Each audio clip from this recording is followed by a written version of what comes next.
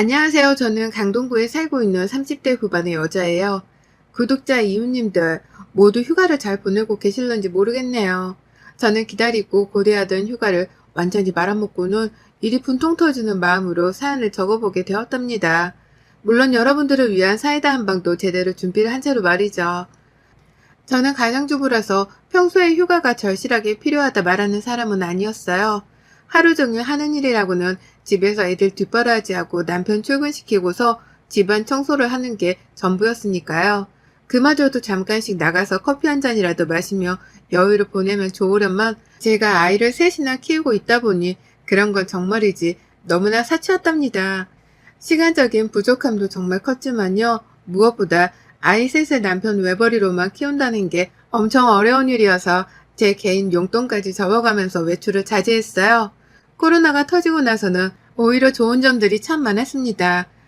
아이들에게 답답한 마스크를 안겨주게 된 건 미안한 일이었지만 어디 밖에 나가자고 아이들이 졸라대지 않아도 되니 그것만큼 다행인 것도 없었죠. 평소 같았으면 옆집 친구가 어딜 갔다며 자기들도 가자고 부러워할 아이들이었는데 코로나 덕분에 그 시기만큼은 집안에서 아이들을 어디 데려나가지 않고도 잘 견뎌낼 수 있었답니다. 나가면 드는 게 돈이었는데 큰돈을 들일 일이 없어서 안심이었어요. 생활비도 조금 더 모아 쓸 수 있었고요. 하지만 그마저도 올해부터는 쫑이 났답니다. 점점 거리두기도 줄어들고 여기저기 친구들이 어딜 놀러 갔다 왔다는 소식을 듣고 온 아이들이 하나같이 우리도 밖을 나가자며 떼를 쓰더라고요. 어딜 가야 아이들이 좋아라 할까 싶어 걱정도 되고 고민도 되고 이것저것 신경 쓸 것이 많았습니다. 매번 바쁘고 시간이 없다는 핑계로 나갈 일을 미루다가 남편의 휴가 일정에 맞춰서 정말 큰 마음을 먹고 여행을 계획했어요. 몇 년간 집안에서 별일 없이 잘 버텨준 아이들에게 미안하고 고마운 마음이 들었기에 돈을 써서라도 이번만큼은 아이들을 기쁘게 해주고 싶은 마음이 더 컸던 것 같습니다. 그리고 무엇보다 남편이 무슨 바람이 들은 건지 자꾸 휴가 얘기를 꺼내더라고요. 생전 먼저 여행 한번 떠나보자는 말도 안 하는 사람이었는데 말이죠. 저희 남편은 엄밀히 말하면 아이를 셋이나 뒷바라지할 능력이 안 되는 사람입니다. 그냥 평범한 회사를 다니고 있었고 연말에 들어오는 보너스라고 해봤자 애들 식비로는 한 달치에 불과할 만큼 적었어요. 애초에 저희 부부도 아이를 셋이나 낳겠다고 계획을 해본 적도 없었고요. 하지만 제가 딸을 둘을 낳고 나니 시어머니께서 꼭 아들을 낳으라며 셋째를 강요하셨습니다. 얼떨결에 시어머니의 강요 때문에 셋째를 낳았다고 해도 무방했죠. 천만다행으로 막내 아이가 아들로 태어났는데 딸로 태어났으면 넷째까지 강요를 하셨을까 벌써부터 걱정이 될 정도로 어머님은 손주를 원하셨답니다. 그 바람에 저희 부부는 대가족을 만들어 놨고요. 아이들 학비에 식비에 이것저것 돈 들어갈 일들이 너무 많아졌죠. 자연스레 우리 부부 지갑을 꼭 닫은 채 아이들을 위해 먼저 사는 일상이 만들어졌는데요. 그렇다 보니 남편도 어느샌가부턴 휴가 얘기를 절대로 꺼내지 않았답니다. 애들 키우기로도 벅찬데 무슨 돈으로 어딜 또 여행을 가냐며 꿈도 꾸질 않았던 것 같아요. 하지만 이러던 남편이 먼저 휴가 얘기를 꺼내니 저도 괜시리 설레더라고요. 애들도 너무나 좋아라 했고 왠지 우리 가족한테 즐거운 여행이 될 것만 같았습니다. 회사에서 제휴하는 숙소에 가면 할인도 해준다고 하길래 숙박비도 굳은 것 같았고요. 남편이 모처럼 여행을 가서는 요리하지 말고 밖에서 사 먹기만 하며 부엌에서 탈주를 하라고 하길래 그 말에 또 설레어서는 요리를 안 할 생각에 잠도 못 잤어요. 남편 출근시키고 애들 하나둘 깨워 밥을 먹다 보니 하루 종일 부엌에서 보내는 날도 많았으니까요. 그렇게 설레어서 수학여행을 가는 것 마냥 휴가 준비를 했습니다. 뒤에서 먼 꿍꿍이가 있을 줄도 모르고 그냥 휴가 간다는 생각으로 애들이랑 같이 또래마냥 신이 났었네요. 근데 휴가를 이틀 앞두고 남편이 사실대로 통보를 하더라고요. 그 휴가가 우리 가족들끼리 가는 휴가가 아니라 시댁 식구들까지 모두 데리고 가는 휴가라는 걸 말이죠. 말 그대로 시댁 식구들이 모여서 다 같이 노는 자리에 저희가 끼게 된 것이었습니다. 갑자기 휴가고 뭐고 숨이 턱 막히더라고요. 이게 종로를 타러 요양을 떠나는 거지 휴가라고 말을 할 수 있나 싶었습니다.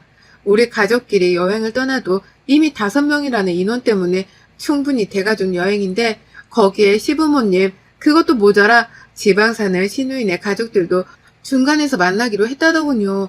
환장을 노르셨어요. 이런 중요한 말을 여태 저한테 하지라는 남편도 문제였지만 애초에 모처럼만의 가족여행인데 시댁 식구들과 껴서 여행을 떠나려 했다는 그 마음가짐에 참을 수 없이 화가 났답니다. 하지만 선택의 여지가 없었어요. 애들은 이미 여행 간다며 한참 전부터 자기 가방에 짐을 싸서는 메고 자는 지경이었을 정도로 여행을 고파하고 있었거든요. 대뜸 엄마가 할머니 보기 싫어서 여행을 안 간다고 할 수도 없는 노릇이었습니다. 그러니 곧 죽어도 가기 싫은 여행이었지만 무조건 참고 보자며 출발을 했어요.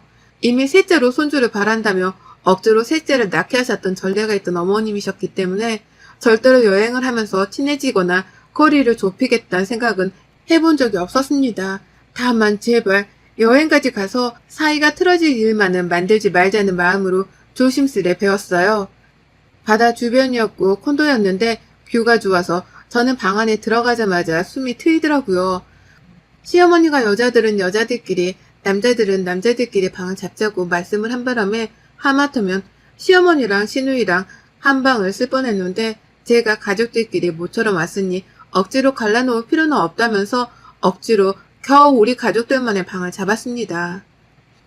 그렇게 겨우 방을 잡아서 그런가 더 아늑하고 더 만족스러웠어요. 뒤늦게야 시댁과 함께 가는 여행이라는 걸 밝힌 남편은 제게 미안한 마음이 있긴 했던지 아이들을 자기가 데리고 놀겠다며 먼저 콘도 구경을 시키려고 밖을 나섰고요. 저는 그 사이 시댁 식구들이고 뭐고 자기들끼리 그냥 알아서 놀았음 하는 마음으로 혼자 침대 위에 누웠습니다. 그런데 정말 누운 지 1분도 안 되어서 시어머니가 연락을 하셨네요. 남편이 저를 두고 애들만 데리고 나왔다면서 너는 어딘데 네 남편이 네 애들을 우르르 다 데리고 있냐? 얼른 와라. 여기 네 신우랑 시애비랑 다 있는데 뭐하고 있냐? 며느리가 되어서. 라고 혼을 내셨어요. 정말 잠깐 숙소에 들어와서 짐을 풀고 아주 잠깐 들어 누웠을 뿐인데 어머님은 그 와중에 며느리가 되어서 며느리가 해야 할 행동을 하지 않는다는 이유로 저를 불러내더라고요. 며느리니까 시댁 식구들이 모여있는 자리에는 반드시 참석을 해야 한다는 식으로 말씀을 하면서 말입니다. 하는 수 없이 나갔습니다. 가족들 다 모여있는데 혼자 없다며 큰 소리를 치길래 밖에서 얼마나 매너 없이 통화 중일지 상상이 되어 애들이 보고 기겁할까 그냥 허겁지겁 나갔어요.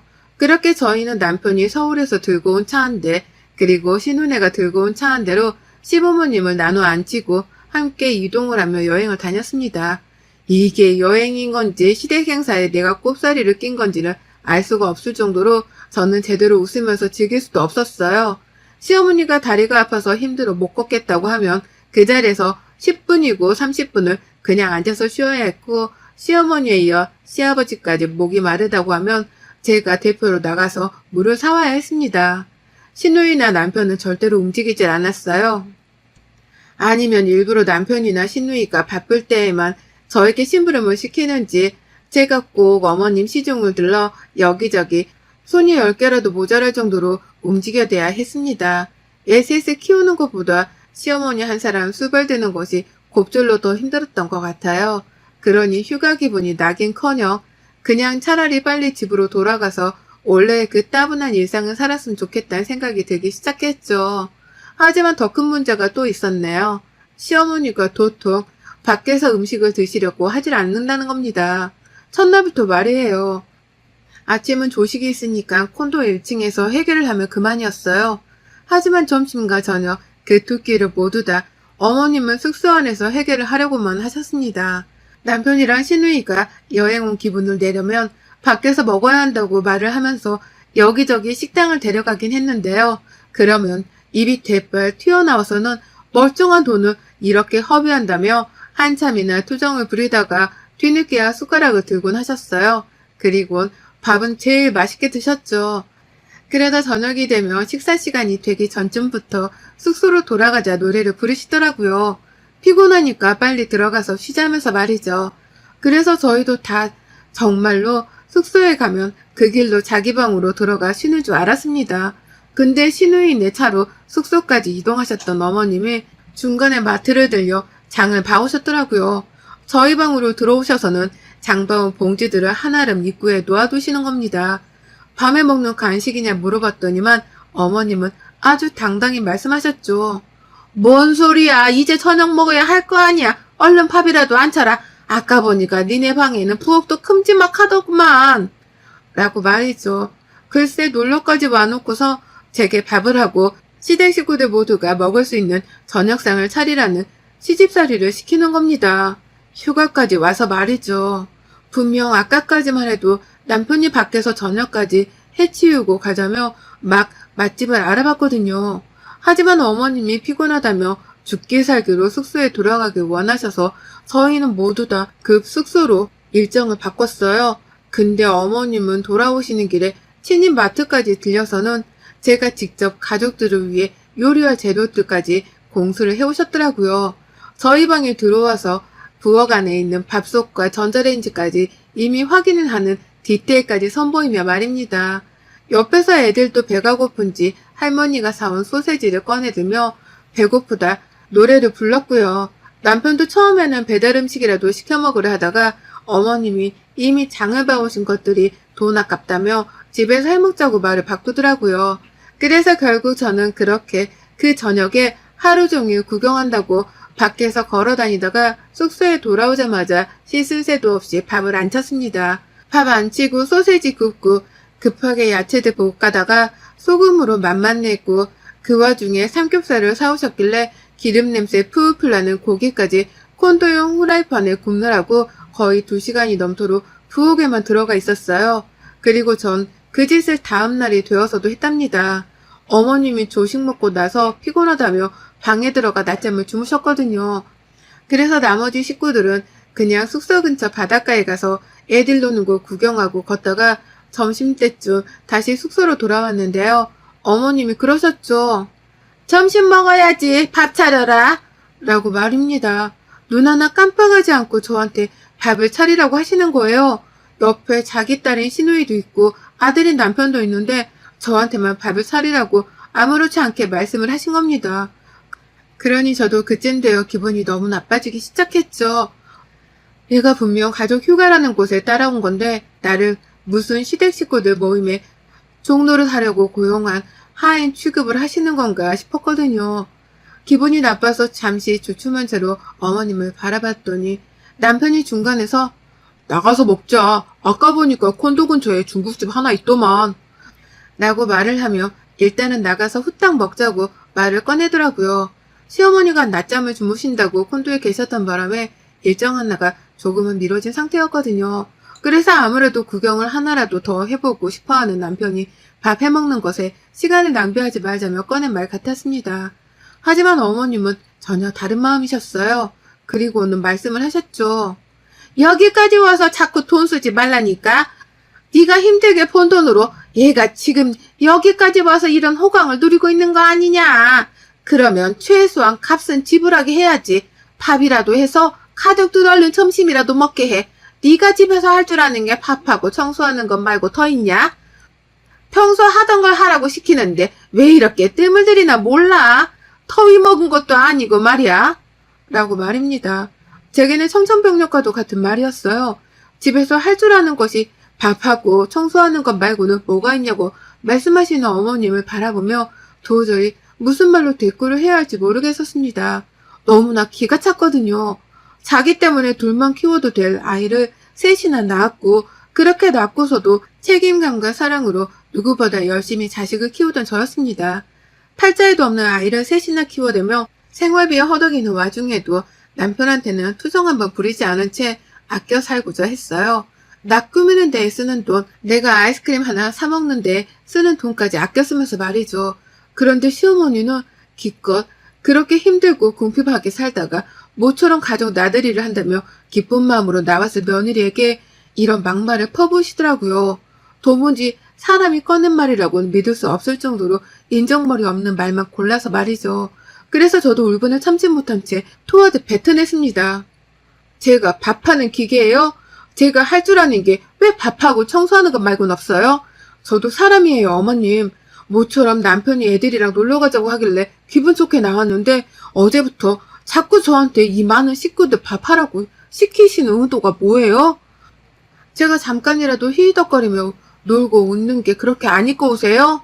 라고 말이죠. 화를 내면서도 확 짜증이 올라오더라고요.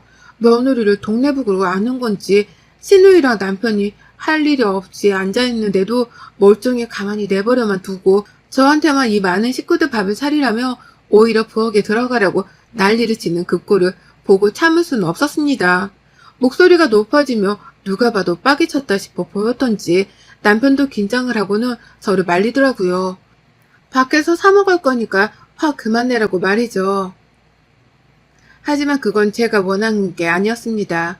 제가 원하는 건 시어머니께 며느리를 휴가까지 와서 이런 식으로 부려먹지 말라고 따끔하게 본때를 보여주는 것이었어요. 그리고 다시는 며느리를 그 정도밖에 안 되는 짐꾼으로 보지 않도록 단단히 버릇을 고쳐드려야 한다는 것이었죠. 그래서 전 그 많은 식구들을 한번 찬찬히 둘러보다가 말씀드렸어요. 제가 사라져드려야 이 많은 가족들 밥하는 게 얼마나 힘든 일인지 아실 거죠? 절대로 제가 말만 해서는 어머님은 모르실 거잖아요. 그쵸? 그럼 제가 그냥 갈게요. 제가 이쯤에서 휴가는 더 안 즐기고 집으로 갈 테니까 남은 사람들끼리 어디 한번 돈 아껴 숙소에서 두 끼 밥 해 먹어가며 재미나게 놀다 오세요. 아, 저 애들 두고 갈 거니까 휴가 끝날 때까지 저희 애들도 잘 챙겨주시고요. 라고 말입니다. 그리고 저는 농담이지 않냐며 끝까지 제 말을 진지하게 안 믿으려고 하는 남편까지 뿌리쳐가며 숙소를 나서려다가 급한 대로 남편의 차키를 뺏어 들었습니다. 그것하고 혼자 집으로 돌아가겠다고 말이죠. 제가 가끔씩 애들 이동시키거나 대형마트에 장보러 나갈 때 남편 차를 빌려 쓴다고 운전을 하는 편이었거든요. 저희 애들도 있으니 차만큼은 남편한테 맡기고 나오려고 했으나 생각을 해보니 내가 왜 이 상황에서까지 남편과 시어머니를 배려해줘야 하나 싶더라고요. 차를 남겨두고 가면 그 차에 시어머니가 더 널찍한 공간을 차지한 채로 앉아서 여행을 다니실 텐데 그것만큼은 못 누리도록 꼭 만들어주고 싶었습니다. 그래서 저는 남편이 경악을 하는 와중에도 차키를 뺏어들어서는 그 길로 콘도를 나섰어요. 남편은 저를 따라오면서 시어머니 대신에 사과도 하고 말리고 별짓을 다 하다가 숙소로 돌아가더라고요. 제가 이렇게까지만 하다가 다시 숙소로 돌아올 줄 알았던 모양이었습니다.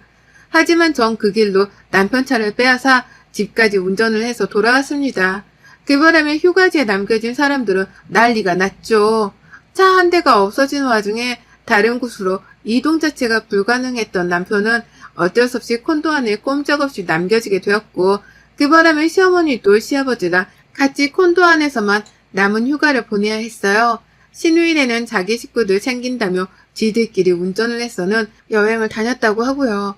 결국 남겨진 사람들끼리 숙소 근처에서 식사를 해결해야 했고 그 결과 시어머니가 부엌에 들어가게 되셨답니다.